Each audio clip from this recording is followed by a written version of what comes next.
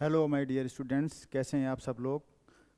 कक्षा प्लस के इस डिजिटल प्लेटफॉर्म पे एक बार फिर आपका स्वागत, अभिनंदन। जैसा कि पीछे स्लाइड पे आपको टॉपिक नज़र आ रहा है, आज जो मैं टॉपिक और जो वीडियो लेकर आए हैं आपके लिए वो बहुत ही रोचक और महत्वपूर्ण होने वाला है। इसका टॉपिक है तंत्रिका तंत्र। तंत्रिका तंत्र को हम नर्वस सिस्टम भी कहते हैं। What we call it nervous system.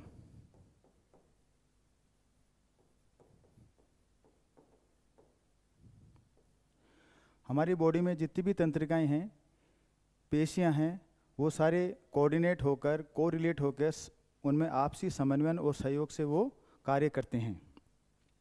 तंत्रिका तंत्र में हमारे शरीर में कौन कौन से अंग भाग लेते हैं और ये किस प्रकार कार्य करते हैं, किस प्रकार इनमें आपस में कोऑर्डिनेशन होता है, उसी के बारे में आज हम विस्तार से जानकारी करेंगे।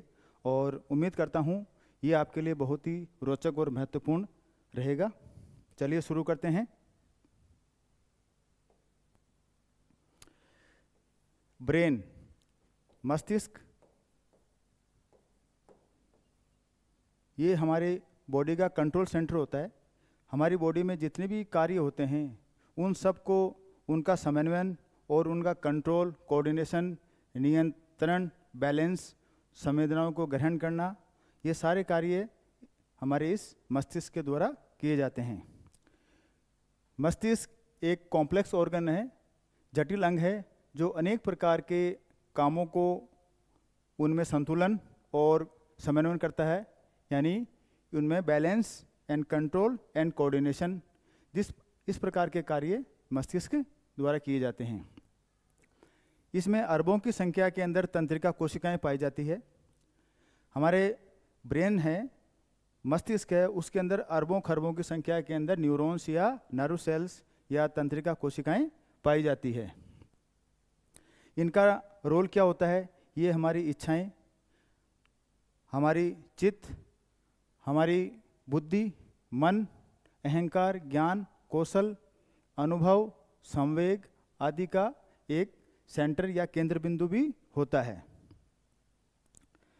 मस्तिष्क के पृष्ठभाग पर, मस्तिष्क का जो पृष्ठभाग होता है, ऊपर का भाग होता है, उसके अंदर खाइयां यानी गर्त होते हैं, जिसे पारिका कहते हैं। अभी नेक्स्ट स्लाइड के अंदर आपको चित्र बताएंगे। यहाँ हल्का सा मैं आपको बता देता हूँ जिस प्रकार से ये मस्तिष्क होता है। ये ऊपर का जो पोर्शन है इसको हम मस्तिष्क कहते हैं, और ये जो नीचे वाला पोर्शन जहाँ से ये जुड़ा होता है ये होती है हमारी मेरुरज्जु या स्पाइनल कॉर्ड। इसका जो ऊपर का जो भाग होता है इसे हम पृष्ठ क्षेत्र बोलते हैं, क्योंकि ये ऊपर से इस मस्तिष्क को पूरी तरह से ढक के रखता है। इसके अंदर जो नर्व सेल्स होते हैं उनकी आकृतियाँ इस प्रकार से होती है, इस प्रकार से कुंडलित आकृतियाँ होती है इसके अंदर, और इसके अंदर फीचर्स होते हैं, फीचर्स। इस प्रकार जो कुंडलित आकृति है उसे कर्णक कहते हैं, और जो खाइयाँ हैं जिस प्रकार से ये गर्त हैं इसको हम सल्कस या पारिका कहते हैं। पारिकाओं के मध्य मुड़े हुए जो भाग होते हैं उन्हें हम कर्णक या गायरस कहते हैं। इसका स्ट्रक्चर देख लेते हैं। हमारा मस्तिष्क किस प्रकार की आकृति होती है हमारे मस्तिष्क की, ये आपके सामने है। ये पूरा मस्तिष्क का डायग्राम बनाया हुआ है। इसके 3 पार्ट होते हैं, अग्र मस्तिष्क, मध्य मस्तिष्क और पश्च मस्तिष्क।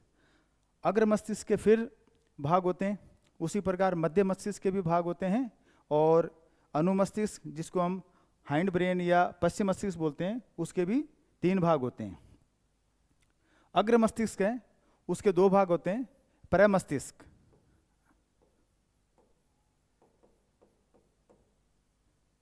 प्रमस्तिष्क जिसे हम सेरिब्रम भी कहते हैं। उसका दूसरा भाग है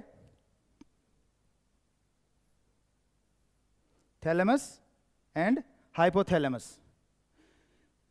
हमारे मस्तिष्क का जो सबसे बड़ा भाग है वो अग्र मस्तिष्क होता है। अग्र मस्तिष्क का भी जो सबसे बड़ा आकार भाग है वो प्रमस्तिष्क होता है। प्रमस्तिष्क के बाद में इसके 2 और भाग होते हैं, थैलेमस और हाइपोथैलेमस। ये बीच का जो पोर्शन है ये इसको कवर करके रखता है, ये जो इंडिकेट कर रहा है ये यहाँ है। और अंतःस्रावी ग्रंथियों वाला चैप्टर में या वीडियो में आपने देखा था, जो पीनियल ग्रैन्युल की जो पोजीशन है, पीयूष ग्रंथि की पोजीशन है, वो यहाँ इस पोजीशन पे है। ये पीयूष ग्रंथि पाई जाती है, जिसको हम मास्टर ग्लैंड कहते हैं। मध्य मस्तिष्क की बात करते हैं तो मध्य मस्तिष्क की पोजीशन यहाँ इसके बीच में वाले भाग में होती है। पश्चिम मस्तिष्क जो ब्रेन का जो पीछे का भाग होता है, उसके अंदर 3 पार्ट होते हैं, पोन्स, अनुमस्तिष्क और मेडुला। पोन्स वेरोलाई, अनुमस्तिष्क को हम सेरिबेलम भी बोलते हैं। ये हमारी बॉडी के बैलेंस का एक सेंटर होता है। हमारी बॉडी का जो बैलेंस बनता है वो इसी की वजह से होता है। मेडुला जो पार्ट है, ये ब्रेन और हमारे स्पाइनल कॉर्ड है उसका बीच का जंक्शन है, जहाँ से मस्तिष्क की एंड पॉइंट होता है, वहीं से ये स्पाइनल कॉर्ड या मेरुरज्जु की शुरुआती बिंदु होता है। इस मस्तिष्क का जो ये आवरण है बाहर वाला, जिसको मैं लाइनिंग कर रहा हूँ, ये हड्डी यानी स्कल से कवर होता है। इसके ऊपर स्कल होता है, जो अस्थि का एक आवरण होता है। उस अस्थि के नीचे और इस न्यूरॉन्स यानी मस्तिष्क के बीच में 3 झिल्ली नुमा संरचनाएं पाई जाती है, जिन्हें हम मैनिंग्स कहते हैं। सबसे पहली वाली मैनिंग्स जो है, उसे हम ड्यूरा मैटर बोलते हैं। ड्यूरा मैटर फर्स्ट वाली है, ड्यूरा मैटर। दूसरी है अरेक्नॉइड। तीसरी है पाया मैटर। इस प्रकार से स्कल और ब्रेन के बीच में, मस्तिष्क के बीच में 3 झिल्ली नुमा संरचनाएं होती है, जिन्हें हम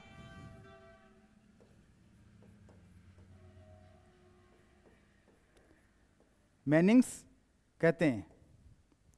ये मैनिंग्स इस मस्तिष्क को कवर करके रखती है और इन मैनिंग्स के बीच में फ्लूइड भरा होता है।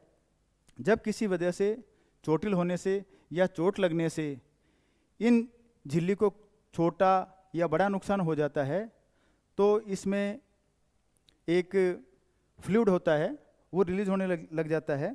और कई बार चोट की वजह से इसमें उपस्थित ब्लड वेजल्स को हानि होने से ब्लड, वहाँ जो वेजल्स है उसके कटाव लगने से ब्लड स्कल से बाहर नहीं जाकर यहाँ पर जमा होने लग जाता है। उस स्थिति के अंदर बहुत ही खतरनाक स्थिति हो जाती है और उसमें क्लॉट बन जाता है और वो आगे जाके ट्यूमर की फॉर्म भी ले सकता है। इसलिए कहते हैं कि कई बार हम देखते हैं कि किसी को चोट लग जाती है एक्सीडेंट के वक्त, तो ये कहते हैं और सुनते हैं, अगर चोट लगने के बाद में खून बाहर निकल जाता है तो कोई घबराने की बात नहीं है। लेकिन सिर पे चोट लगने के बाद में अगर खून हमारी बॉडी से बाहर नहीं निकलता है तो हमें ज़रूर उसका सीटी स्कैन या जो एमआरआई है वैसी जांच करानी चाहिए, ताकि हमें समय पर इस प्रकार के ब्लड क्लॉट का हमें पता लग सके और हम उसको ऑपरेशन के द्वारा या किसी सर्जरी के द्वारा उसको रिमूव किया जा सके। अगर जितना जल्दी हमें इसका पता लग जाएगा, हम किसी बड़ी परेशानी में नहीं जाएंगे। तो कई बार इन मैनिंग्स में इन्फ्लेमेशन बैक्टीरिया भी हो सकता है और वायरल भी हो सकता है। उसकी वजह से एक डिजीज़ होता है जिसे हम मेनिंजाइटिस कहते हैं। उसमें इनमें हल्की सी सूजन आने लग जाती है। इस वजह से वो जो डिजीज़ होता है उसे हम मेनिंजाइटिस कहते हैं।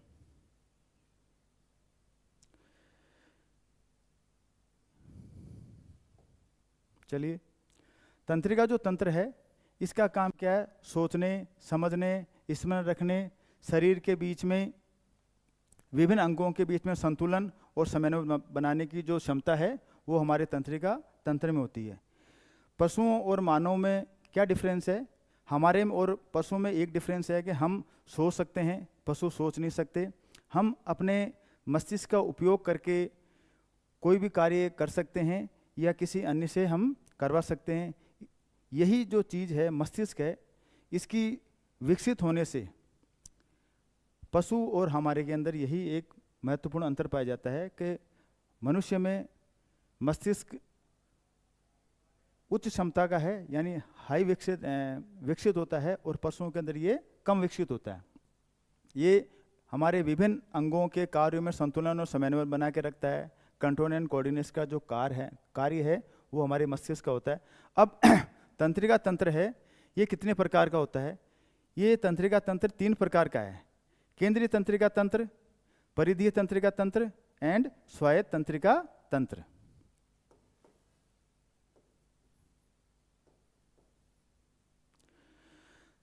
उसके बाद में ये इसके पार्ट्स और हैं। तंत्रिका तंत्र मस्तिष्क और मेरुरज्जु में डिवाइडेड है। परिधीय तंत्रिका तंत्र कपालीय तंत्रिकाएं और मेरु तंत्रिकाओं में डिवाइडेड है। स्वायत्त तंत्रिका तंत्र की बात करते हैं, जिसे हम ऑटोनोमस नर्वस सिस्टम कहते हैं। वो अनुकंपी और परानुकंपी 2 भागों में विभाजित है। केंद्रीय तंत्रिका तंत्र को हम सेंट्रल नर्वस सिस्टम भी कहते हैं, और परिधीय तंत्रिका तंत्र को हम पेरिफेरल नर्वस सिस्टम भी कहते हैं। इस प्रकार से तंत्रिका तंत्र के 3 डिवीजन हैं: CNS central nervous system, PNS peripheral nervous system and ANS autonomic nervous system.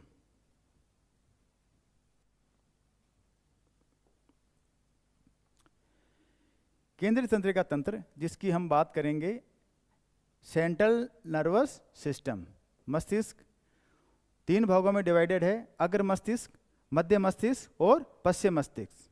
अग्र मस्तिष्क है जो प्रमस्तिष्क और डायनसेफलन में डिवाइडेड है। प्रमस्तिष्क को हम सेरिब्रम भी कहते हैं, सेरिब्रम, एंड डायनसेफलन जो है वो 2 भागों में डिवाइडेड है: थैलेमस और हाइपोथैलेमस। हाइपोथैलेमस जो पार्ट है वो पीयूष ग्रंथि के जस्ट ऊपर इनकी लोकेशन होती है।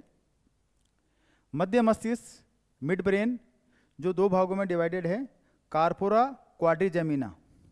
कार्पोरा क्वाड्रिजेमिना जो है वो 4 लोब होते हैं। इसमें 2 आँखों के लिए होते हैं और 2 सुनने के लिए होते हैं, इसलिए इसको हम कार्पोरा क्वाड्रिजेमिना कहते हैं। और इसका नेक्स्ट जो दूसरा भाग है वह है कूरा सेरेब्री। पश्चिम मस्तिष्क जिसको हम हाइंड ब्रेन कहते हैं, पीछे का, हमारे मस्तिष्क का पीछे का भाग, उसके 3 भाग हैं: अनुमस्तिष्क, पोन्स और मेडुला ऑब्लंगेटा। अनुमस्तिष्क जो है वो सेरिबेलम होता है, सेरिबेलम। अब मस्तिष्क के ओवरऑल आकार की बात करते हैं तो मस्तिष्क का जो सबसे बड़ा भाग होता है वो होता है अग्र मस्तिष्क। अग्र मस्तिष्क पूरे मस्तिष्क को कवर करके रखता है, आगे से, पृष्ठभाग से और पीछे से। इसलिए अग्र मस्तिष्क का भी जो प्रमस्तिष्क वाला पार्ट है वो सबसे बड़ा होता है। उसके बाद में हम बात करते हैं पश्चिम मस्तिष्क की। पश्चिम मस्तिष्क का जो सेरिबेलम होता है इसका पार्ट भी बड़ा होता है। मिड ब्रेन जो होता है, मध्य मस्तिष्क, ये आकार में सबसे छोटा होता है। मस्तिष्क, इसका वेट कितना होता है? औसत जो भार होता है मस्तिष्क का वो 1300 से 1400 ग्राम के आसपास होता है। कपाल गुहा में स्थित होता है। कपाल गुहा का मीन्स ये है स्कल कैविटी। हड्डी के जिस प्रकार हम सिर पे हेलमेट पहनते हैं वो हमारे हेड की रक्षा करता है, हमारे मस्तिष्क को बचाता है, उसी प्रकार मस्तिष्क के ऊपर प्राकृतिक रूप से एक स्कल यानी कपाल नुमा एक आकृति होती है जिसको हम कपाल गुहा कहते हैं। बोन्स होती है वो मिलकर एक कपाल का निर्माण करती है। इस प्रकार से इसके अंदर ये नीचे वाला जो पार्ट है इसमें मस्तिष्क है और इसको हम स्कल कहते हैं। ये हमारे ब्रेन को प्रोटेक्ट करने का काम करती है। हल्की फुल्की कोई चोट लगती है उससे ब्रेन को ही बचाने का कार्य करती है। क्योंकि ब्रेन जो है उसमें किसी भी प्रकार की कोई बोन या और कोई ऐसी कोई ठोस आकृति नहीं है, ये मात्र न्यूरॉन्स का बना है, ये नर्व्स का बना है, इसलिए इसमें चोट घातक हो सकती है। एक बात और समझ लीजिए कि तंत्रिका कोशिकाओं में किसी भी प्रकार का कोशिका विभाजन नहीं होता है। यदि हमारे ब्रेन के किसी भाग में चोट लग जाती है तो वो परमानेंट होती है, यानी उसको ऑपरेशन के द्वारा ट्रीट नहीं किया जा सकता, उसमें किसी भी प्रकार का रीजनरेशन या जिसको बोलते हैं पुनर्उद्भवन नहीं होता। बाकी हमारे बॉडी में कहीं भी चोट लग जाती है तो हम थोड़े दिनों बाद में हमारा घाव भर जाता है, लेकिन दिमाग में, हमारे मस्तिष्क में जो चोट लग जाती है उसका घाव नहीं भरता है। किसी वजह से वहाँ कोई क्लॉट वगैरह या नर्व डैमेज हो जाती है या कोई न्यूरॉन डैमेज हो जाता है तो उसको सर्जरी के द्वारा रिमूव किया जाता है, और जो भाग हमारे मस्तिष्क का रिमूव होता है वो परमानेंटली वर्क करना बंद कर देता है। कई बार एक्सीडेंट में या कोई झगड़े में किसी के सिर पे कोई चोट लग जाती है तो जिस एरिया में या ब्रेन के जिस पार्ट में चोट लगती है उस पार्ट को बड़ा नुकसान होता है, और किसी की आवाज़ चली जाती है, किसी का बैलेंस बिगड़ जाता है, और जब कोई आदमी बोलने लगता है तो उसका जो वाणी दोष डेवलप होने लग जाता है। इसलिए हमें भी जब भी हम ट्रैवल करें तो हमें सिर पे अपने इसको बचा के रखने के लिए हमें हेलमेट जरूर धारण करना चाहिए। इस आवरण को जैसा कि बताया, इसके 3 आवरण होते हैं। इसके ऊपर ड्यूरामेटर जो सबसे ऊपरी परत है, ये ड्यूरामेटर, उसके नीचे अरेक्नोइड की एक पतली झिल्ली है, और तीसरे नंबर पे पायामेटर है, उसे घिरा रहता है। इस आवरण को मेनिंजेस कहा जाता है। ये पतली झिल्लियाँ होती है जो मस्तिष्क को कवर करके रखती है। अगर मस्तिष्क, जिसको हम सेरिब्रम, जो इसका सबसे बड़ा पार्ट है, ये 2 भागों में होता है। परमस्तिष्क जिसकी हम बात कर रहे हैं सेरिब्रम, और दूसरा है डाइनसेफेलॉन से बना होता है। फोर ब्रेन, अगर मस्तिष्क का मीन्स है सबसे फोर ब्रेन, आगे का पार्ट। हमारे ब्रेन के 3 पार्ट है, उसका जो सबसे बड़ा और सबसे आगे का जो भाग होता है उसे हम अग्र मस्तिष्क या फोर ब्रेन कहते हैं। ये 2 भाग में डिवाइडेड है, अग्र मस्तिष्क, परमस्तिष्क एंड डाइनसेफेलॉन में। ये मस्तिष्क का 2/3 पार्ट को बनाता है। कभी कभी भ्रूण अवस्था एम्ब्रियोनिक स्टेज में निजेरिया मेनिंजाइटिस नाम की एक बीमारी हो जाती है जो जीवाणु के द्वारा होती है। इसके इन्फेक्शन होने से जो मेनिंग्स है उनमें सूजन आ जाती है, और उसकी वजह से मस्तिष्क में जो सेरिब्रोस्पाइनल फ्लूइड है, ये एक पतला लिक्विड पदार्थ होता है जो इन लेयर के बीच में होता है। उसका काम क्या होता है? ब्रेन को शॉक प्रूफ बनाना, यानी ब्रेन के कोई चोट लगे उसके बीच में इस प्रकार का फ्लूइड होता है कि वो वहाँ तक अंदर गहराई तक चोट आने नहीं देता है, और वो शॉक की तरह, शॉक प्रूफ की भांति काम करता है। इसे कहते हैं हम सेरिब्रोस्पाइनल फ्लूइड। जब इसकी मात्रा बढ़ जाती है, तो अगर इसकी मात्रा ज़रूरत से ज़्यादा बढ़ जाती है तो उसको हम बोलते हैं हाइड्रोसिफेली। 10-15 हज़ार बच्चों में से कई बच्चे हमारी नज़र में कई बार आता है कि किसी का सिर बहुत बड़ा नज़र आता है। सिर बड़ा नज़र आने का मतलब यही है कि उसकी जो मेनिंग है उसके अंदर सूजन है, इन्फेक्शन है, और उसके अंदर इस फ्लूइड की मात्रा बढ़ने से उसके सिर का आकार बढ़ जाता है।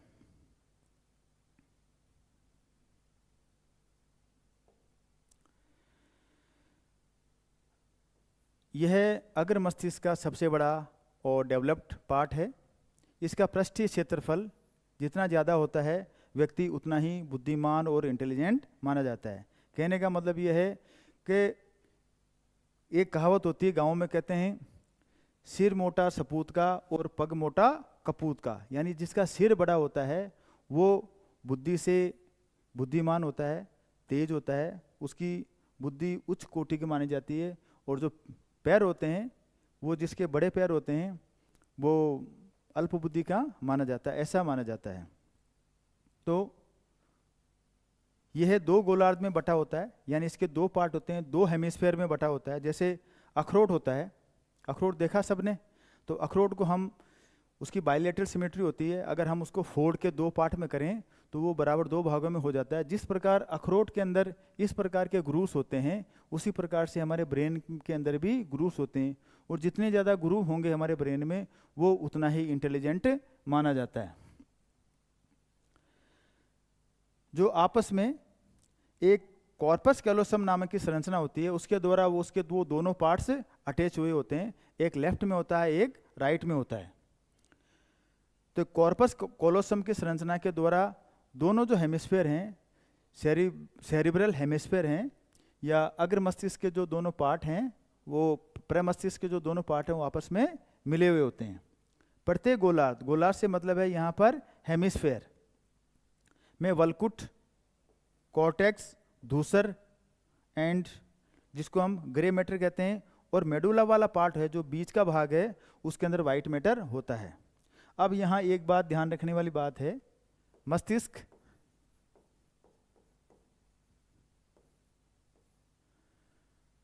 इसमें, ये मस्तिष्क है, इसमें अंदर का भाग मेडुला और बाहर का भाग कॉर्टेक्स होता है। अंदर का जो भाग होता है उसका जो कलर होगा वो वाइट कलर का होता है, यहाँ जो वाइट होगा, और यहाँ जो भाग होगा वो धूसर होगा, यानी इस प्रकार का होगा, ये इस प्रकार का। जो बाहर का जो पोर्शन है वो इस प्रकार का होता है।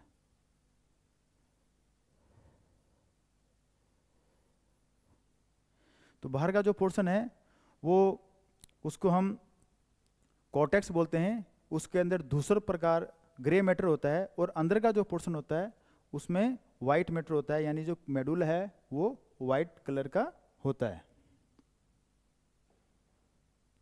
कार्य, इसकी वर्किंग, इसके वर्क्स क्या क्या है, किस प्रकार के कार्य करता है।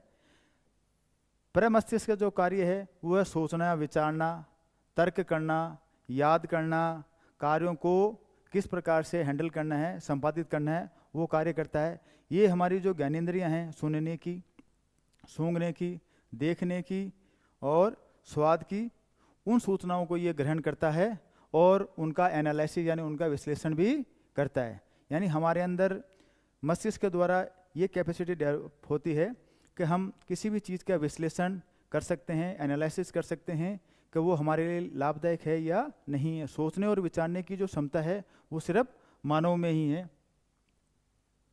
थैलेमस जो उसका सेकंड पार्ट है, मस्तिष्क से घिरा हुआ ये भाग है जो संवेदी और प्रेरक जो का एक केंद्र होता है। संवेदी मतलब होता है सेंसरी, जो सेंसेशन होती है, सेंसरी होती है, सूचनाओं को ले जाने, और मोटर वो होता है, प्रेरक उसका होता है इंड्यूसर। मोटर या जो संकेत होते हैं उनको लाना और ले जाने का जो केंद्र बिंदु होता है वो थैलेमस होता है।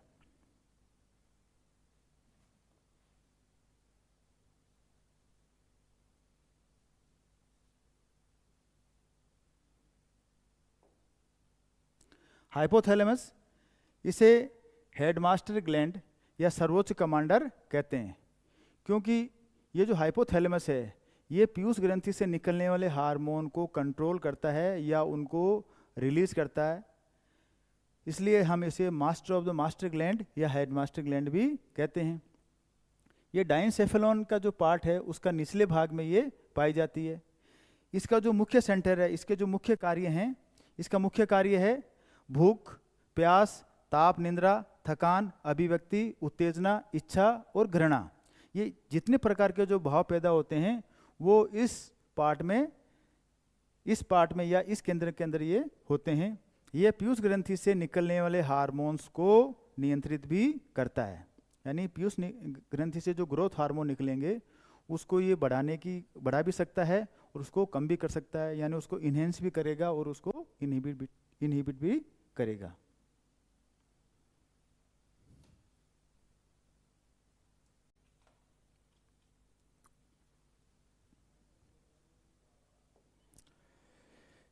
मध्य मस्तिष्क मिड ब्रेन, इसका क्या काम है? मिड ब्रेन की लोकेशन क्या होती है? ये सबसे छोटा और संकुचित जो पार्ट है हमारे ब्रेन का, उसे हम मध्य मस्तिष्क या मिड ब्रेन कहते हैं। इसके 4 पिंड होते हैं, 4 लोब होते हैं, जो कार्पोरा क्वाड्रिजेमिना कहा जाता है। इसके जो ऊपरी 2 पिंड हैं वो देखने के लिए होते हैं, विजन को, और जो नीचे वाले 2 पिंड हैं वो हियरिंग को यानी श्रवण के लिए उत्तरदायी होते हैं। यानी हमारे मस्तिष्क का वो पार्ट जो देखने और सुनने का उत्तरदायी होता है या जिसके डिपेंड होता है, वो पार्ट कौन सा है? तो वो है मिड ब्रेन। पश्चिम मस्तिष्क, जिसको हम हाइंड ब्रेन कहते हैं, हमारे मस्तिष्क का जो सबसे पिछला पोर्शन होता है उसे हम पश्चिम मस्तिष्क या हाइंड ब्रेन कहते हैं। उसके 3 पार्ट हैं, अनुमस्तिष्क, पोन्स एंड मेडुला ओब्लंगेटा। अनुमस्तिष्क को हम सेरिबेलम भी कहते हैं, सेरिबेलम। ये पश्चिम मस्तिष्क का सबसे बड़ा भाग होता है।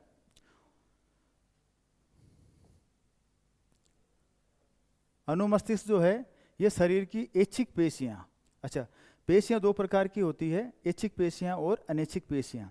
ऐच्छिक पेशियां वो होती है जो हमारे कंट्रोल में होती है, जैसे कि हम अपने हाथ पैर को अपनी मर्जी से आगे पीछे कर सकते हैं, हम उनका संचालन कर सकते हैं, यानी वो ऐच्छिक पेशी है जो हमारे कंट्रोल में है या जो हमारे विल में है। इस प्रकार की पेशियों को हम ऐच्छिक पेशी कहते हैं। जैसे मुंह को हिलाना, हाथ को हिलाना, उंगलियों को हिलाना, पैर को आगे पीछे करना, ऊपर चढ़ना, नीचे चढ़ना, इस प्रकार की जो हमारे लेग मसल्स हैं, हैंड मसल्स हैं, पेशियां हैं, ये ऐच्छिक पेशियां हैं।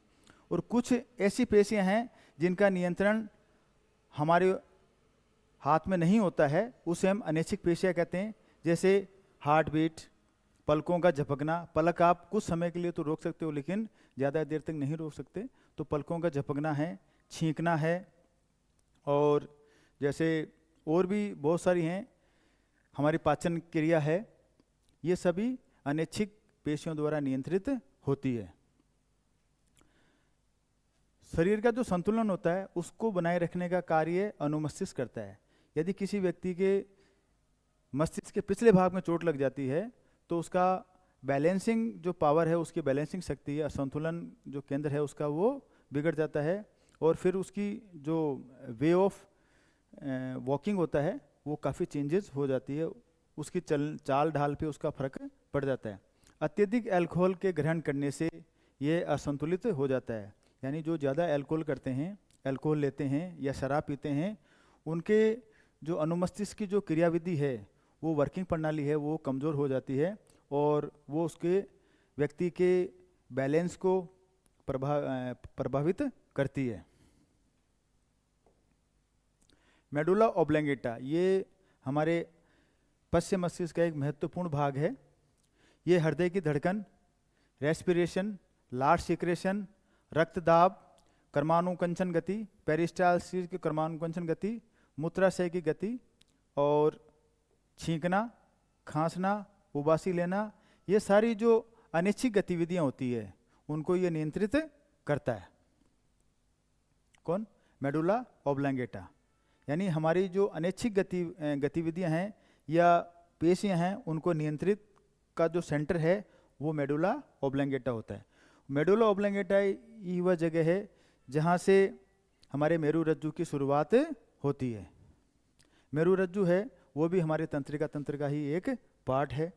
इसका जो 3rd पोर्शन है वो है पोन्स। ये घबराहट के समय जब आदमी बेचैन हो जाता है, घबराहट हो जाता है, तो उसकी जो रेस्पिरेशन है, उसका जो श्वसन है, श्वसन दर है या श्वसन प्रणाली है, उसके ऊपर कंट्रोल या नियंत्रण करता है। अब हम आते हैं स्पाइनल कॉर्ड के ऊपर, यानी मेरुरज्जु। इसको हम मेरुदंड या स्पाइनल कॉर्ड भी कहते हैं।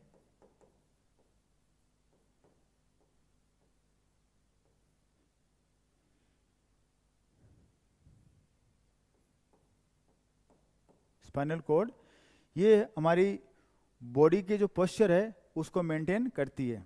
कोई भी व्यक्ति है या कोई भी जो ह्यूमन बीइंग है, मानव है, वो खड़ा होता है तो उसकी जो सीधा जो पोस्चर है उसका, वो इस स्पाइनल कॉर्ड की वजह से ही है। यानी आज हम खड़े हैं तो उसका सारा जो कंट्रोल है, कंट्रोल ऑर्गन है या कंट्रोल सेंटर है, वो इस मेरुरज्जु पे ही डिपेंड करता है।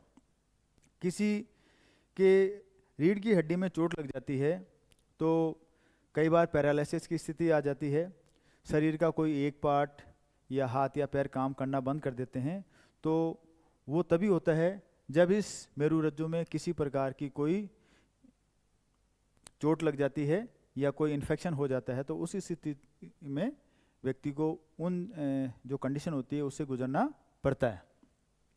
मेरुरज्जु का जो उद्भव है, जहाँ से इसका ओरिजिन है, वो है हमारे मेडुला ऑब्लांगेटा से। जहाँ मेडुला समाप्त होता है वहीं से स्पाइनल कॉर्ड की शुरुआत होती है। इसकी जो टोटल लंबाई होती है वो लगभग 45 सेंटीमीटर यानी आधे मीटर के आसपास होती है, और ये मस्तिष्क के मध्यांश के जरिए मेरुरज्जु से जुड़ी रहती है। ये खोखली और बेलनाकार संरचना होती है, यानी ये जो मेरुरज्जु होती है ये इस प्रकार का स्ट्रक्चर होता है। ये हल्की सी बैंड होती है दो जगह। यहाँ पर हमारा मस्तिष्क की शुरुआत होती है। ये हमारे जो पीछे के जो शोल्डर है ये हमारा बैक होता है। ये हमारा कोक्सियल जो पार्ट होता है उस पोर्शन में होता है। यहाँ से लेकर इसकी जो लंबाई अपन लेते हैं तो ये लगभग 45 सेंटीमीटर के आसपास होती है। ये जो बनी होती है ये वर्टिब्री की बनी होती है। स्पाइनल कॉर्ड जो होती है ये वर्टिब्रल कॉलम इसीलिए बोलते हैं इसको क्योंकि इसके अंदर छोटी छोटी वर्टिब्रीज होती है। वर्टिब्रीज की संख्या 33 होती है।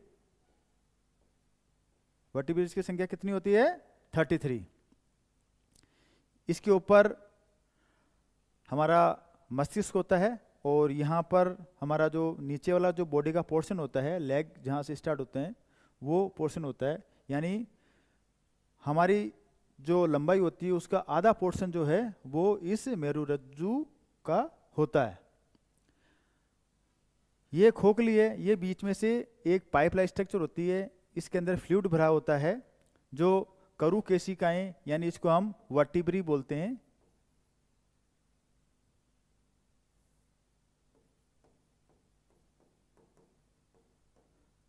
वर्टिब्री इनसे बनी होती हैं। वर्टिब्री जो होती है ये हड्डी की एक छल्लानुमा संरचना होती है जो एक दूसरे से जुड़ी हुई होती है। इनके बीच के अंदर स्पेस होता है, फ्लूइड होता है जो इनको शॉक प्रूफ बनाता है। जब उस फ्लूइड की मात्रा कम हो जाती है तो इस वर्टिब्रीज के अंदर भी इन्फ्लेमेशन होने लगता है, रगड़ होने लगती है और एक डिजीज होने लग जाती है। कई बार हम देखते हैं कि किसी को स्लिप डिस्क हो जाती है। जो स्लिप डिस्क का जो कारण है वो इस मेरुरज्जु के जो वर्टिब्रीज हैं इनमें इन्फ्लेमेशन या इनमें इन्फेक्शन होने की वजह से उनके अंदर घिसाव होता है। उस वजह से उस पेशेंट को बहुत ज़्यादा दर्द होता है और यह स्लिप डिस्क का ही एक एग्जाम्पल होता है।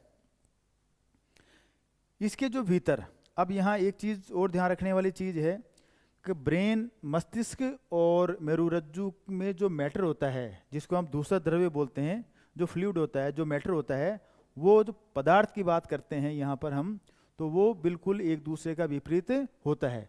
जहाँ ब्रेन का जो बीच में वाइट मैटर होता है और बाहर की जो होता है वो धूसर होता है, उसका बिल्कुल विपरीत स्पाइनल कॉर्ड के अंदर या मेरुरज्जु के अंदर बीच में ग्रे मैटर है और इसके बाहर वाइट मैटर है। ये बिल्कुल एकदम एक दूसरे के विपरीत हैं। इस प्रकार कई बार क्वेश्चन आता है कि मेरुरज्जु के अंदर जो मैटर है, दूसरा मैटर और है वाइट मैटर, श्वेत मैटर है, वो किस प्रकार उसका अरेंजमेंट होता है। तो मस्तिष्क का बिल्कुल विपरीत इसमें पाया जाता है। और इसमें 31 जोड़ी 31 पेयर मेरु तंत्रिकाएं यानी स्पाइनल नर्व्स होती है। स्पाइनल नर्व्स की संख्या कितनी होती है? 31।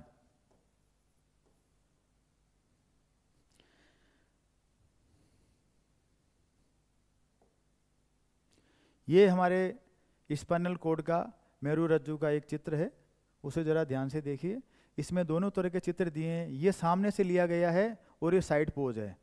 जैसे मैं यहाँ खड़ा हूँ बिल्कुल आपके सामने स्ट्रेट, तो मेरे जो बिल्कुल पीछे का जो पोर्शन है, मेरे शोल्डर यानी जहाँ से मेरी जो गर्दन है यहाँ से लेकर बैक तक, ये बिल्कुल सामने वाला पोर्शन है जो ये इंडिकेट करता है, यानी ये सर्वाइकल पोर्शन है।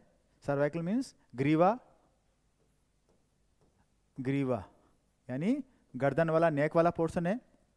ये थोरेसिक है, यहाँ से लेकर ये पार्ट, इसको हम यहाँ से लेकर यहाँ तक दिखाते हैं तो इसको हम बोल सकते हैं वक्स, वक्सीय भाग, थोरेसिक पार्ट। और ये जो कटी प्रदेश होता है, ये लंबर, ये होता है कटी, कटी वाला भाग। एंड ये सैक्रम है जिसको हम कुक्सी बोलते हैं, और ये कॉकिक्स हो गया जो सबसे सिंगल होती है। ये जो इसका जो टेल पॉइंट होता है, जो एंड होता है, वो कॉकिक्स पे जाके समाप्त होता है। इस प्रकार इसकी शुरुआत सर्वाइकल से होती है और कॉकिक्स तक इसका एंड हो जाता है, यानी ग्रीवा, वक्सीय, कटी, श्रोणीय और कॉकिसीय। और जब मैं इस तरह से खड़ा हूँ, तो इस तरह से खड़ा हूँ तो जो मेरा जो पोर्शन है यहाँ से लेकर यहाँ तक का जो बैंड है, बैंड इसमें एक जगह बैंड आ रहा है, दो जगह उभार आ रहे हैं, ये पीठ का पोर्शन है, ये पीठ वाला भाग है जिसके ऊपर ये सर्वाइकल है, यानी ये गर्दन का पार्ट है ऊपर का। और ये पीछे वाला जहाँ पर हल्का सा बैंड होता है, जिसको हम कमर बोलते हैं या इसको हम वक्स बोलते हैं, वक्स का जो पीछे का पोर्शन होता है, उस तरफ से ये चित्र बना हुआ है। ये लंबर है, ये सैक्रम है और ये कॉकिक्स है। इस प्रकार इस चित्र में हम देख रहे हैं कि ये जो आपको दिख रहे हैं, ये वर्टिब्रीज हैं। इन वर्टिब्रीज के बीच के अंदर ये एक ट्यूब लाइक स्ट्रक्चर होता है, ये बीच में से खोखली होती है, और इसके दोनों साइड से, मेरुरज्जु के दोनों साइड से कई प्रकार की नर्व्स निकलती है, तंत्रिका कोशिकाएं निकलती है, जो हमारे शरीर के दोनों तरफ से जो पोर्शन होते हैं, ऑर्गन्स होते हैं, जो हमारे अंग हैं, उनसे कनेक्टेड होती है। जो थोरेसिक भाग में होगी वो हमारे वक्स में जो भी ऑर्गन है उनसे संवेदनाओं को लाना और ले जाने का कार्य करेगी। और जो ऊपर का जो पोर्शन है, ये हमारी गर्दन है, ये गर्दन में पाई जाने वाली जो नर्व्स हैं, वो गर्दन से रिलेटेड जो संवेदनाएं हैं या उनको कैच करना और वहाँ तक वापस सूचनाओं का आदान प्रदान करने का काम करती है। ये लेटरल साइड और ये पोस्टीरियर साइड, दोनों चित्र हैं। कार्य, अब मेरुरज्जु के क्या कार्य होते हैं? मेरुरज्जु के जो कार्य हैं वो है प्रतिक्रिया क्रियाएं। प्रतिक्रिया मीन्स प्रतिवर्ती क्रियाओं का मतलब होता है प्रतिवर्ती चाप से संबंध है। ये प्रतिवर्ती चाप एक इस प्रकार का एक चाप होता है, सर्किल होता है, उसके अंदर जैसे कोई संवेदना है, कोई सूचना है, वो लेके जाना और वापस उस अंग तक लेके आना, इस दरमियान जो क्रिया होती है उसे हम प्रतिवर्ती क्रिया कहते हैं। उसका संचालन और नियमन करने का कार्य जो है वो हमारी मेरुरज्जु के द्वारा किया जाता है। पर्यावरण में किसी भी वस्तु के प्रति अनुक्रिया के लिए अचानक होने वाली क्रिया को हम प्रतिवर्ती क्रिया कहते हैं। और प्रतिवर्ती क्रिया का जो चाप है उसका सही जो उसका जो क्रम है, इसका जो अरेंजमेंट होता है, ये ग्राही अंग है। जो अंग उस क्रिया से प्रभावित होता है, जैसे जलन है, करंट है, आग है, ताप है, उससे जो अंग प्रभावित होगा उसको बोलते हैं हम रिसेप्टर। वहाँ से सूचना लेके जाएगी न्यूरॉन्स, तंत्रिका कोशिकाएं उस विशिष्ट अंग से, जो प्रभावी अंग है, वहाँ से सूचना लेके जाता है। किसके द्वारा कहाँ लेके जाएगा? मेरुरज्जु में। मेरुरज्जु के द्वारा वो सूचनाएं हमारे मस्तिष्क से जाएगी और मस्तिष्क से वापस सूचना प्रेरक न्यूरॉन उस पेशी तक उसको लेके जाएगा। यानी कई बार हमें पता नहीं होता है और गलती से हमारा हाथ गर्म चीज़ पे लग जाता है, तो हम तुरंत अपने हाथ को एक झटके से खींचते हैं। उस आग से अपने अंग को बचाने के लिए जो हम झटका लगाते हैं, उसी को हम प्रतिवर्ती क्रिया कहते हैं। यानी किसी वस्तु के प्रति अनुक्रिया के लिए अचानक होने वाली क्रिया को ही हम प्रतिवर्ती क्रिया कहते हैं। वो सूचना जो है हमें किसने दी?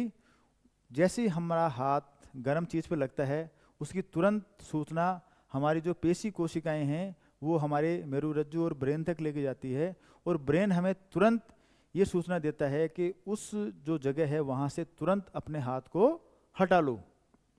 इसी को हम प्रतिवर्ती चाप कहते हैं। इसका जो डायग्राम है अभी आगे आएगा। स्वायत्त तंत्रिकाएं ये दो प्रकार की होती है, एक अनुकंपी और एक परानुकंपी, यानी sympathetic nervous system and parasympathetic nervous system. इसे सुख का साथी और दुख का साथी भी कहते हैं। दुख का साथी इसलिए कहते हैं क्योंकि जो अनुकंपी तंत्रिका तंत्र है, पैरासिम्पैथिक जो सिंपैथेटिक तंत्र है, उसमें फ्लाइट और flight, fear, fight and flight, यानी जब हार्मोन्स की रिलीज की मात्रा बढ़ जाती है तो हमारे सामने ऐसी स्थिति आती है कि हम भयक्रांत हो जाते हैं। ये एड्रेनलिन हार्मोन्स की सिक्रेशन की वजह से होता है। उस वक्त इसे हृदय की जो धड़कन होती है, हार्ट बीट होती है, वो काफ़ी तेज़ बढ़ जाती है। हमारी जो पुतलियां हैं, हमारी आँख के अंदर एक पुतलियां होती है, वो अचानक से किसी स्थिति को, ऐसी प्रतिकूल स्थिति आने पर वो एकदम उनमें फैलाव हो जाता है। वो उसका कारण है एकदम से अचानक से घबराहट होना। पसीने को मात्रा बढ़ जाती है। जब हम अचानक हमारे सामने कोई अप्रत्याशित घटना घटती है, हम घबरा जाते हैं तो हमारा शरीर जो है पसीना पसीना हो जाता है, हार्ट बीट बढ़ जाती है, और पाचन ग्रंथि का श्रावण है वो कम हो जाता है। यानी जब बेचैनी होती है और हम बड़े चिंतित हो जाते हैं तो हमारी जो पाचन प्रणाली होती है वो गड़बड़ा जाती है। इसलिए हम इसको दुख का साथी कहते हैं। परानुकंपी पैरासिम्पैथेटिक नर्वस सिस्टम, इसमें जो हार्ट बीट है वो सामान्य रहती है, यानी कम हो जाती है। एड्रिनल ग्रंथ का जो श्रावण है वो कम हो जाता है, पुतलियाँ इसमें सिकुड़ जाती है, पसीना कम आता है, और पाचन ग्रंथियों का श्रावण को बढ़ावा मिलता है। यानी इसमें एक है जो इस रेट को बढ़ाता है तो दूसरा उसको घटाने का काम करता है। न्यूरॉन्स, ये तंत्रिका कोशिका होती है। हमारे मस्तिष्क के अंदर अरबों की संख्या के अंदर तंत्रिका कोशिकाएं या नर्व सेल्स पाए जाते हैं। तंत्रिका तंत्र की सबसे छोटी और महत्वपूर्ण जो इकाई है, कार्यात्मक और संरचनात्मक जो इकाई है, उसे हम न्यूरॉन या तंत्रिका कोशिका कहते हैं। दो न्यूरॉन्स के बीच में संगम स्थल, जहाँ पर दो न्यूरॉन्स एक दूसरे से कनेक्टेड होते हैं, उस स्थान को हम सिनेप्स या जंक्शन कहते हैं। मानव शरीर में लगभग 100 अरब के आसपास न्यूरॉन्स होते हैं, यानी हमारी बॉडी के अंदर न्यूरॉन्स अरबों की संख्या में पाए जाते हैं। इनकी अधिकांश संख्या हमारे मस्तिष्क में पाई जाती है। तो न्यूरॉन्स की सबसे अधिक संख्या कहाँ पर होती है? हमारे मस्तिष्क में। तंत्रिका कोशिका के विकृतीकरण, यानी तंत्रिका कोशिकाएं किसी चोटिल लगने से या चोटिल होने की वजह से अगर टूट जाती है तो इसमें एक अल्जाइमर नाम का डिजीज होता है, वो होने के चांसेस ज़्यादा बढ़ जाते हैं। यानी जब तंत्रिका कोशिका का रूप या ये विकृत हो जाती है तो अल्जाइमर रोग होने की संभावना ज़्यादा होती है। अल्जाइमर रोग में क्या होता है, हमारी बॉडी पे हमारा कंट्रोल नहीं रहता है, हमारे हाथों में और पैरों में कंपन होने लगता है, और अगर इसका प्रॉपर तरीके से सही समय पर इलाज नहीं होता है तो बहुत ज़्यादा भयानक स्थिति पैदा हो जाती है। यानी हम हमारे हाथ से किसी चीज़ को पकड़ पाने में असमर्थ हो जाते हैं और हमारी बॉडी में बिल्कुल कंपन होता रहता है। तंत्रिका कोशिका का जो अंतिम एंड होता है और पेशी कोशिका के मध्य, जहाँ तंत्रिका कोशिका का जो एंड पॉइंट होता है, जहाँ पर ये पेशी कोशिका से मिलती है, उन दोनों का जो मिलन स्थल होता है, जो जंक्शन होता है, वो खाली स्थल होता है, नहीं संधि स्थल नहीं है, जहाँ पर इनका जॉइंट होता है। जॉइंट कहाँ होगा? जहाँ एक तंत्रिका कोशिका एक मसल सेल से मिलती है, उस स्थिति में जहाँ इनका जॉइंट होता है, जहाँ इनका जंक्शन होता है, जहाँ ये मिलते हैं, वहाँ पर एक रिक्त स्थान होता है खाली स्थान होता है जिसे सिनेप्स कहते हैं, जिसे सिनेप्स कहते हैं।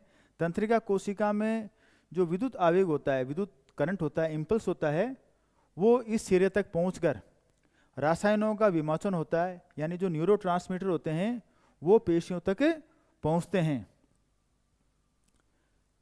और इस प्रकार ये जो विद्युत आवेग है प्रारंभ करते हैं जो पेशी कोशिका में संकुचन को प्रेरित करता है, यानी मस्कुलर जो कॉन्ट्रैक्शन होगा वो इन न्यूरोट्रांसमीटर्स की वजह से ही होता है।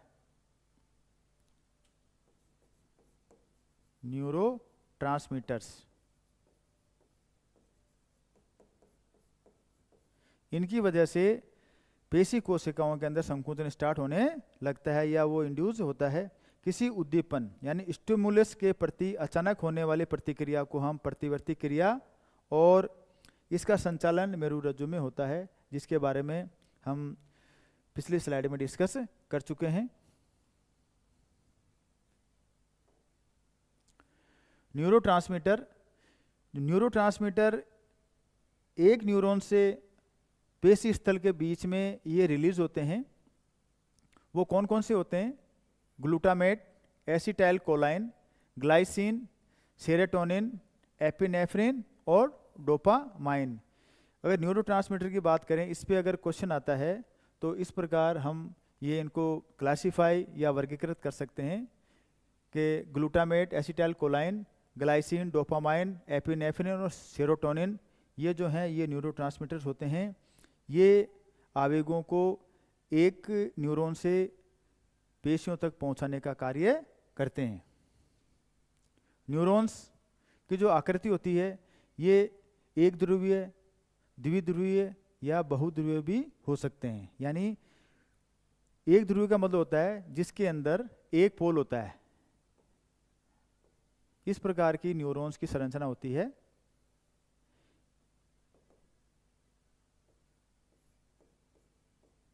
ये जो पोर्शन है इसको हम कोशिका बोलते हैं, ये इसकी बॉडी होती है और ये इसका एक्सोन होता है। ये दो पार्ट में डिवाइड होता है, इसलिए हम इसको पोलर बोलते हैं। यानी ये एक पोलर है यानी यूनिपोलर है। इसमें एक हेड है, ऊपर का जो होता है इसको हम हेड बोलते हैं और नीचे को इसको टेल बोलते हैं। इस प्रकार से ये एक ध्रुवीय है। जब ये किसी दूसरी तंत्रिका कोशिका से कनेक्ट होगी तो यहाँ पर एक दूसरी तंत्रिका कोशिका होगी, उसकी संरचना इस प्रकार से होगी, ये इस प्रकार से। ये फिर आगे एक नेक्स्ट कोशिका से रिलीज होती है। इसके जो तंतु निकले होते हैं उसको द्रुमाशय या डेंड्राइट्स भी कहते हैं। ये सूचनाओं को कैच करने का कार्य करते हैं। यहाँ से सूचनाओं को ग्रहण करने के बाद में ये इस सेल बॉडी में जाते हैं, कोशिका में, जिसको में इस पदार्थ भरा होता है साइटोप्लाज्म, उसके द्वारा यहाँ से ये सूचना इसकी शीत के ऊपर यानी इसके अंदर ट्रेवल नहीं करती है आवेग, इसकी जो बॉडी है कवरिंग के ऊपर है, यहाँ से ये विद्युत आवेग जाता है और वो यहाँ जाता है। ये जो पार्ट है इसको हम बोलते हैं सिनेप्स। ये सिनेप्स है। यहाँ पर न्यूरोट्रांसमीटर्स होते हैं जो उस आवेग को अगली न्यूरॉन या पेशी कोशिकाओं में छोड़ते हैं। अब बात करते हैं जो उसका स्ट्रक्चर है। तंत्रिका कोशिका में कोशिका विभाजन नहीं होता है। Earlier said node of Ranvier. Node of Ranvier एक स्ट्रक्चर होता है तंत्रिका कोशिका के अंदर, एक्सन के अंदर। यहाँ ये एक्सन होता है, यहाँ पर ये नोड ऑफ रेनवियर नायक स्ट्रक्चर होते हैं जो इम्पल्स के पॉइंट होते हैं, आवेग के पॉइंट होते हैं। इलेक्ट्रिकल जो इम्पल्स होता है वो इन्हीं के द्वारा ट्रेवल करते हैं। यानी ये सूचना यहाँ आने के बाद में यहाँ जगह जगह होते हैं, यहाँ से यहाँ, यहाँ से यहाँ, यहाँ से यहाँ आकर अगली तंत्रिका कोशिका में ये ट्रांसफर होते हैं। इस प्रकार जो नोड ऑफ रेनवियर होते हैं वो विद्युत आवेग की जो गति है उसको तेजी से या कुशलता से, एफिशिएंसी से उसको बढ़ाते हैं। और इसमें आयन चैनल्स होते हैं जो आयनों को कोशिका में आने व बाहर निकलने को में हेल्प करते हैं या उनको अनुमति प्रदान करते हैं। नोड ऑफ रेनवियर के जो खोजकर्ता हैं वो एंटनी रेनवियर है और एंटनी रेनवियर के नाम पर ही तंत्रिका कोशिका के जो वो स्ट्रक्चर है उसको नोड ऑफ रेनवियर कहा जाता है। इसका स्ट्रक्चर देख लेते हैं कि ये जो है कोशिका, ये हमारी तंत्रिका कोशिका है, ये जिसको हम न्यूरॉन भी कहते हैं या नर्व सेल भी कहते हैं। ये नर्व है सेल या इसको न्यूरॉन्स भी कहते हैं, न्यूरॉन। अब इसका स्ट्रक्चर देख लीजिए। ये जो स्ट्रक्चर है इसको हम बोलते हैं डेंड्राइट्स। ये तंतुनुमा स्ट्रक्चर होते हैं, बालनुमा स्ट्रक्चर होते हैं जो बाहर की तरफ फैले होते हैं। ये सूचनाओं को लेने का या ग्रहण करने का काम करते हैं, विद्युत आवेग को ये कैच करते हैं। इसको हम बोलते हैं डेंड्राइट या दुरुमास्य, दुरुमिका, इसको दुरुमिकाएं कहते हैं। ये बहुत सारी होती है, ये सारी दुरुमासीय या डेंड्राइट्स कही जाती है। इनका काम होता है सिग्नल को कैच करना और उस सिग्नल को इस बॉडी के द्वारा, इस प्रॉपर चैनल के द्वारा इसको अगली कोशिका या पेशी तक इसको ट्रांसफर करना।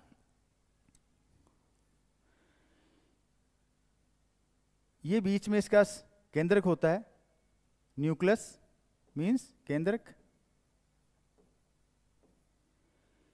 इसके अंदर जेनेटिक मटेरियल होता है, क्रोमोसोम होता है, यानी इस नर्व सेल का जो क्रोमोसोम होगा वो इस केंद्र के अंदर स्थित होता है। इसके साथ साथ ये जो बॉडी होती है, जो ऊपर का जो पोर्शन होता है, इसके अंदर छोटी छोटी जो मैं बना रहा हूँ ये निसिल ग्रेन्यूल्स होते हैं। क्या होते हैं ये? कई बार पूछ लेते हैं कि न्यूरॉन्स की जो सेल है, जहाँ सोमा है, जो कोशिका पदार्थ है, उसके अंदर छोटे छोटे बारीक बारीक कण पाए जाते हैं। उन कणों को क्या कहते हैं? एमसीक्यूज में पूछा जाता है, पूछा भी गया है। इसे हम निसिल ग्रेन्यूल्स कहते हैं, निसिल कण।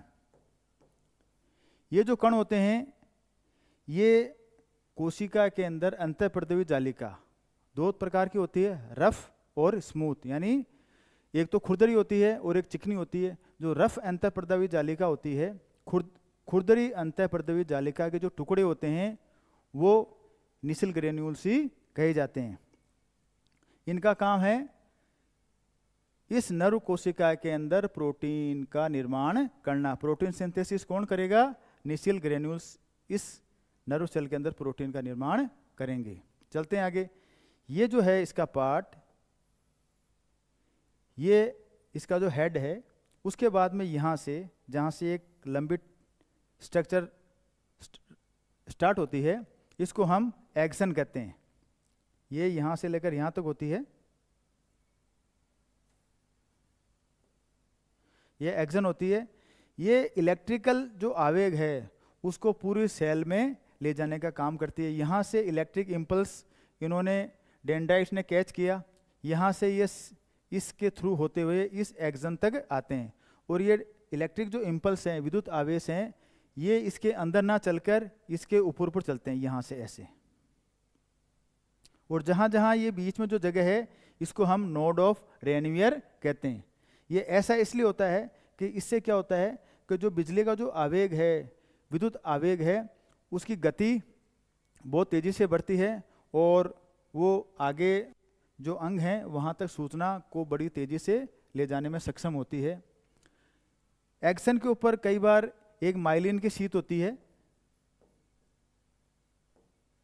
Myelin sheath.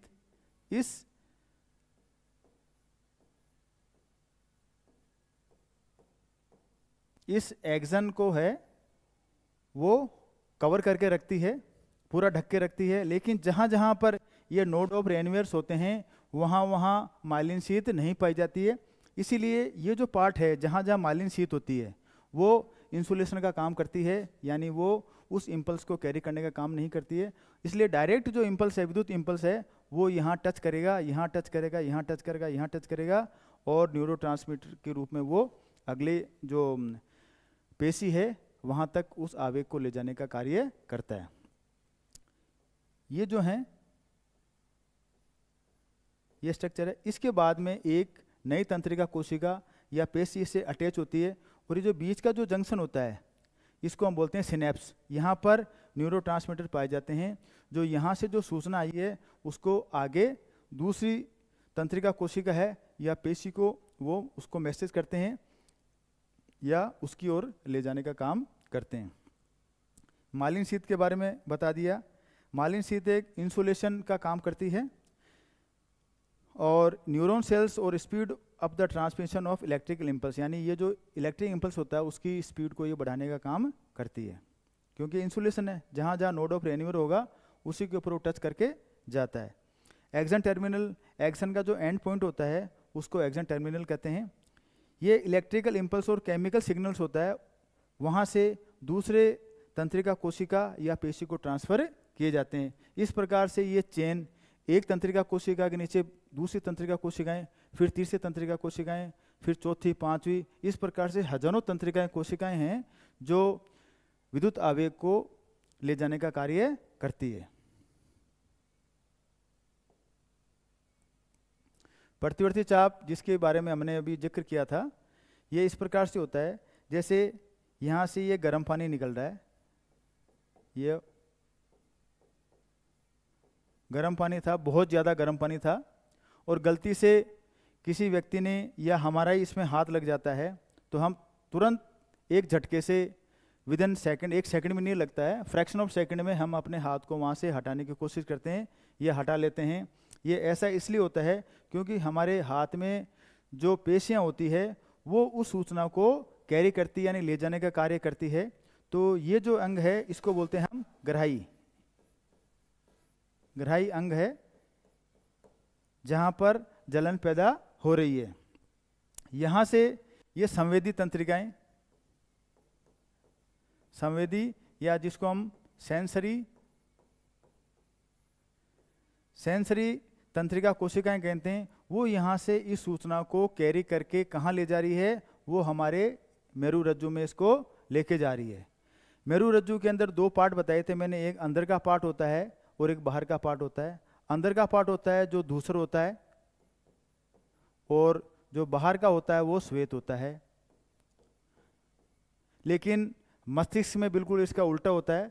मस्तिष्क में जो धूसर भाग होता है, धूसर पदार्थ होता है, वो बाहर की ओर होता है, कॉर्टेक्स में होता है, और मस्तिष्क जो बीच में होता है वो श्वेत भाग होता है। यहाँ बिल्कुल इसका उल्टा होता है। इस प्रकार से यहाँ से ये सूचना यहाँ मेरु रज्जु में गई, मेरु रज्जु के बाद में ये सूचना हमारे ब्रेन में गई, यहाँ से जो संदेश है वो मैसेज हमारे ब्रेन में जाता है, और ब्रेन तुरंत ये इंडिकेट करता है या ये डायरेक्शन देता है कि वहाँ से अपने हाथ को हटाओ। ये इस पूरी क्रिया के अंदर एक सेकंड में नहीं लगता, फ्रैक्शन ऑफ सेकंड की मैं जो बात कर रहा हूँ, मुश्किल से आधा सेकंड में नहीं लगता होगा। हम तुरंत अपने हाथ को वहाँ से हटाते हैं। फिर यहाँ से जो मस्तिष्क से सूचना वापस आती है तो वो उसको ले जाने वाली जो तंत्रिका है उसको बोलते हैं हम मोटर। मोटर जो सेंसरी तंत्रिका कोशिका है या प्रतिसरण तंत्रिका है वो इसको वापस यहाँ से लेके जाती है। यहाँ से इस सूचना को यहाँ में लेके आई, और यहाँ से ये जो मोटर तंत्रिका है,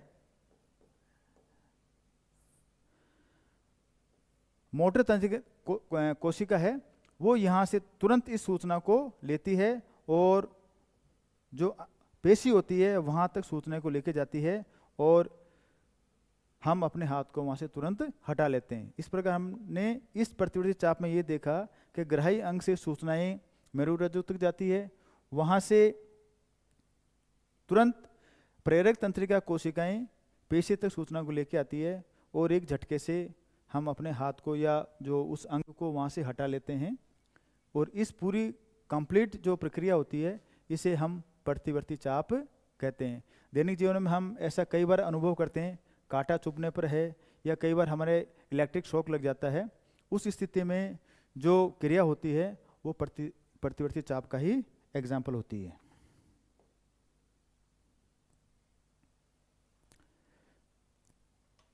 इस प्रकार आज के इस वीडियो में हमने तंत्र के बारे में बहुत अच्छे से जानकारी ली, और मैं आशा करता हूँ कि ये जो वीडियो है आपके लिए बहुत लाभप्रद होगा, आपके एग्ज़ाम्स पॉइंट ऑफ व्यू भी आपके लिए बहुत मददगार होगा।